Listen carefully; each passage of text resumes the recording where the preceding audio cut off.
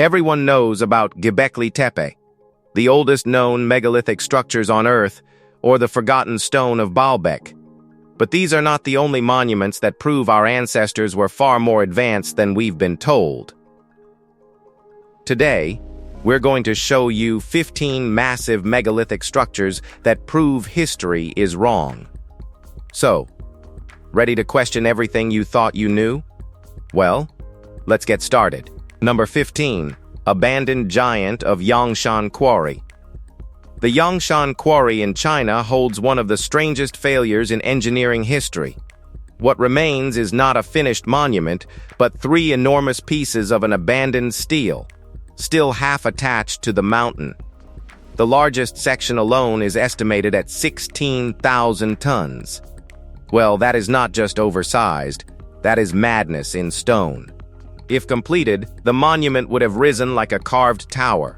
Officially, it was commissioned in the early 1400s by the Yongle Emperor to honor his father. But there was a very simple problem. Carving it was difficult, but moving it was almost impossible. Ming engineers had labor, discipline, and organization, yet the technology of the time should not have been enough to transport something this massive. Timber rollers would sink, ice roads would fail, and organic ropes would snap under the strain. Which leads to the mystery: why begin a project your civilization could never realistically finish? Yangshan feels less like overconfidence and more like evidence of lost knowledge. So, what could it be? Number 14. Nabta Playa. Well, long before dynastic Egypt rose beside the Nile, Nabta Playa was already forcing people to look upward. Buried in the Nubian desert, the site dates to around 7000 BC, making it one of the oldest megalithic complexes on our planet. When you look at it first, the stone circle seems modest. But that simplicity is deceptive. Its alignments suggest observation of the sky, including stars like Sirius and Orion, and deeper celestial cycles. That is where the standard timeline begins to wobble. These builders are usually described as nomadic cattle herders, yet the planning at Nabta Playa feels anything but casual. Stones had to be selected, moved, positioned, and aligned with unmistakable intent. That demands organization, memory, and observation carried across generations. In other words, it points to a society thinking far beyond survival. What makes the site so unsettling is not just its age, but its implication. The roots of Egyptian astronomy may have started here, in the open desert, thousands of years earlier. Number 13. The Barabar Caves. Nothing about these caves feels accidental. What looks like rough granite hills suddenly opens into chambers that shouldn't exist in that form. The moment you step inside, the contrast hits hard. The walls are so perfectly smooth they seem almost liquid, as if the stone was softened and sealed again. That alone is hard to accept when the caves are officially dated to the 3rd century BC. Granite is among the hardest stones on Earth, but these chambers were finished with a mirror polish that still reflects light after more than 2,000 years. Historians credit Mauryan workers using iron chisels, hammering tools, and abrasive sanding. But that solid explanation keeps hitting the same wall. Those methods should have left scratches, ripples, and uneven surfaces. These caves do not. Then come the acoustics. A whisper stretches, a clap lingers, and the chamber answers back with eerie precision. Whatever technique shaped Barabar, it belonged to craftsmen working at a level history still cannot comfortably explain. Number 12. The core drills of Giza. The real mystery of Giza is not only the pyramid itself, but the marks left behind in the stone. Across the plateau in granite and basalt, there are drill holes and saw cuts that look less like hand labor and more like machining. That is where things turn. Inside some of those hollow drill cores are spiral grooves, the kind produced when a tool bites downward with steady force as it rotates. In 1883, Flinders Petrie measured those grooves and came away disturbed by what they implied. The drill appeared to cut into granite at a rate no simple copper tool should have managed. Not slowly, not clumsily, but with speed and pressure that sound industrial. That is the part that mainstream explanations never settle. Sand and copper can grind. They do not leave evidence like this. Everyone knows that. So when you look closely at Giza, it stops feeling like a tomb complex and starts looking like a worksite built with missing ancient technology. Number 11. Ha'amonga Amaui. On Tonga Tapu in Tonga stands a stone monument that feels far too advanced for the way history usually describes the Pacific. Ha'amonga Amaui is a giant trilithon made from 3 coral limestone slabs with 2 upright stones carrying a heavy crossbeam locked in place by carefully cut joints. That detail matters. This was not a lucky arrangement of stone. It was deliberate, measured, and engineered. Mainstream history says it was built around 1200 AD during the height of the Tongan Empire, likely as a royal gateway. But the scale creates a serious problem. Each block weighs dozens of tons, and moving them across a low coral island without large timber, metal machinery, or stable ground would have been brutal. Then there is the sky connection. Some alignments suggest the structure also tracked the solstices, pointing to advanced navigational knowledge far better. People who mastered the Pacific were never accidental wanderers. This monument proves they understood stone, movement, and astronomy. Number 10. Ancient Stone Forest of Gornaya Shoria. Gornaya Shoria is one of those places that sounds exaggerated until you see the numbers attached to it.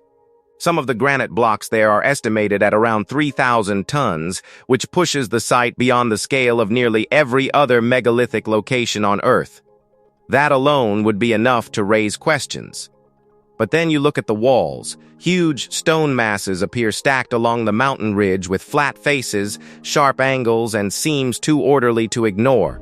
Geologists say the formation is natural, shaped by jointing and weathering, and maybe part of that is true. Still, some sections feel harder to dismiss. There are interlocking patterns, passage-like openings, and reports of burned surfaces and magnetic anomalies around the blocks. That combination is what keeps the mystery alive. If this was natural, it is unusually convincing. If it was built, then the people behind it were working on a scale history has never seriously accounted for. Anywhere. Number 9. Ponce Monolith of Tiahuanaco.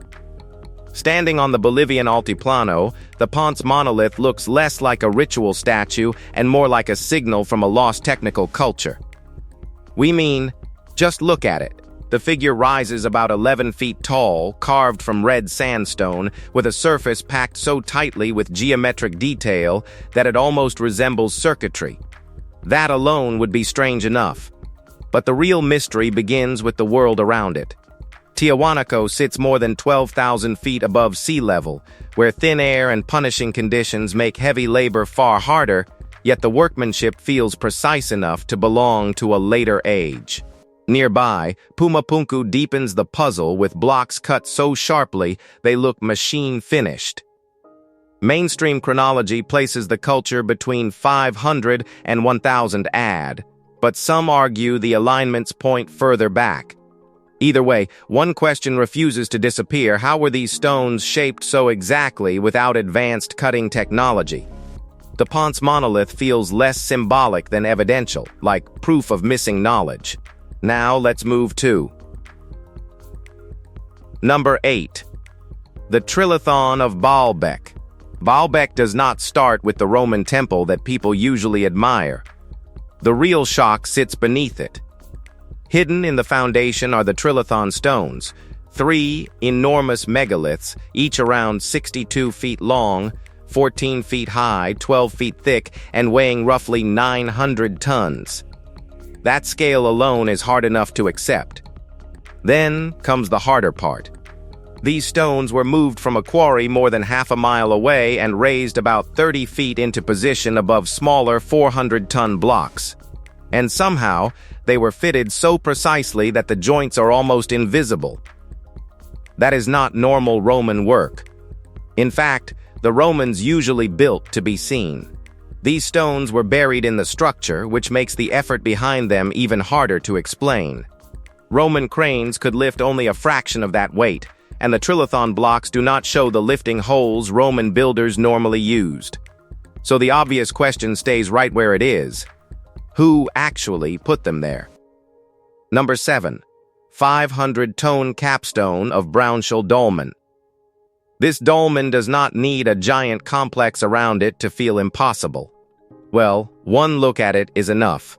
The whole structure is built around a single block of granite estimated at well over 100 tons, balanced above supporting stones in a way that still feels unreasonable. History usually explains it with ramps, rollers, ropes, and manpower. That sounds fine until the weight becomes real. A load like that would crush weak rollers, bite into soft ground, and put enormous strain on organic rope. Even getting it a few feet into the air becomes a serious engineering problem. And yet the stone was lifted, placed, and left standing for thousands of years. That part matters. It was not just raised, it was balanced well enough to survive weather, time, and shifting ground. Which says the builders understood more than brute force. Brownshall feels like proof that Neolithic people were not guessing. They were solving problems in stone with confidence. Number 6. Great Menhir of Lochmariacar. The Great Menhir of Lochmariacar still feels absurd, even broken. What survives today are 4 massive granite fragments lying in a line, but once they formed a single standing stone more than 20 meters tall. That means people living around 4700 BC somehow quarried, moved, and raised a block weighing roughly 330 tons without wheels, metal tools, or anything close to modern lifting systems. That alone should be enough to stop anyone in their tracks. The stone came from a source several kilometers away, so this was never just a matter of shaping it on site. It had to be dragged across uneven ground, marshy stretches, and open terrain, then lifted upright with control precise enough to keep it from snapping under its own weight. What makes the story stranger is that it was later pulled down on purpose. Not shattered by accident, but carefully dismantled. So the mystery is not only how they raised it, but why they chose to erase it. Number 5. 12,000-year-old pillars of Karahan Tepe. Karahan Tepe makes the old timeline feel embarrassingly small.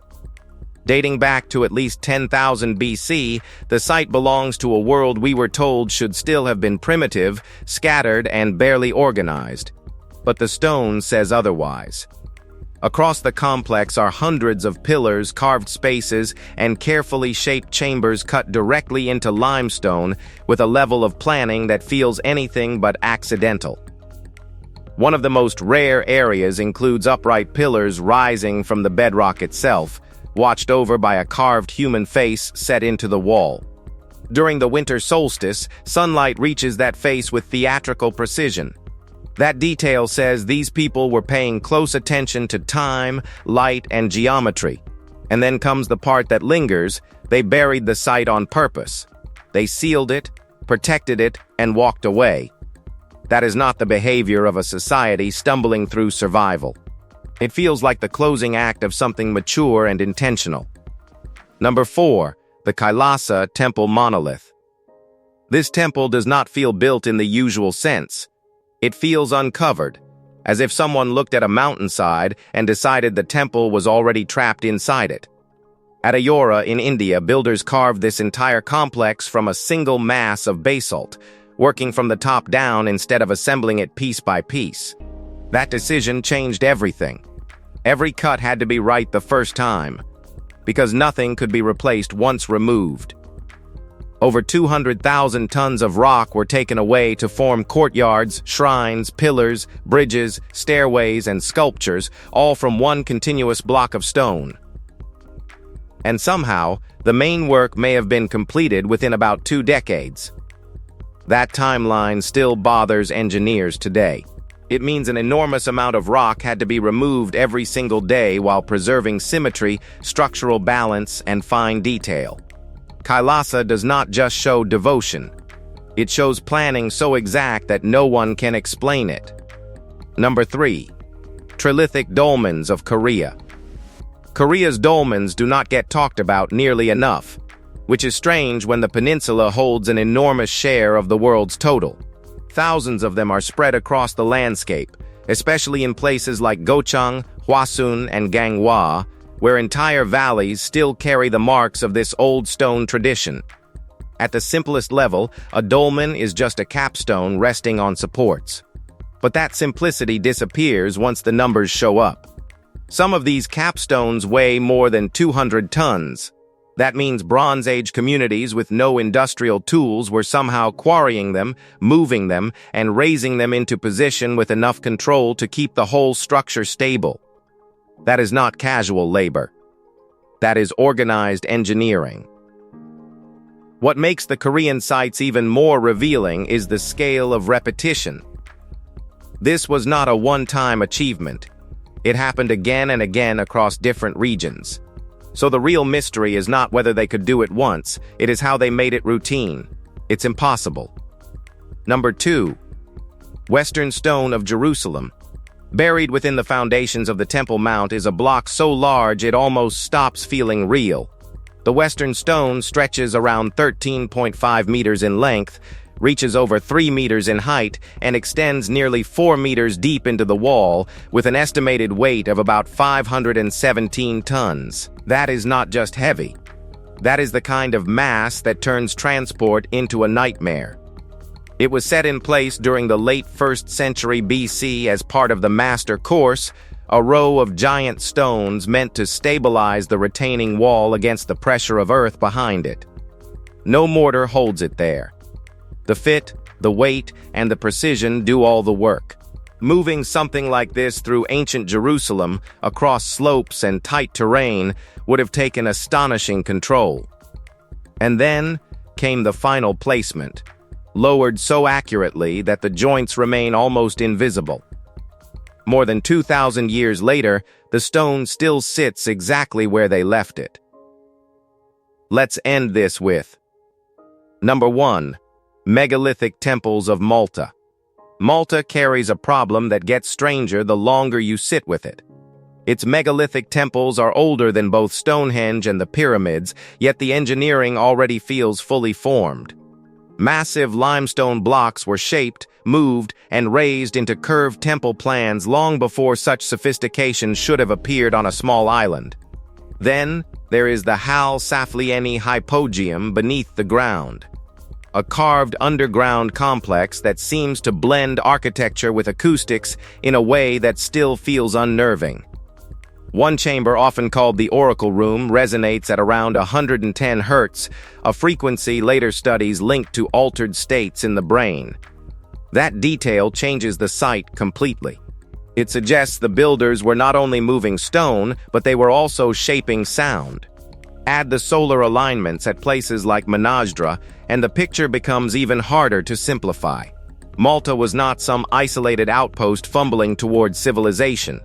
It looks more like a center of deliberate knowledge than silence. Well, hope you've found this video interesting. Thanks for watching, like, and subscribe. We'll see you soon.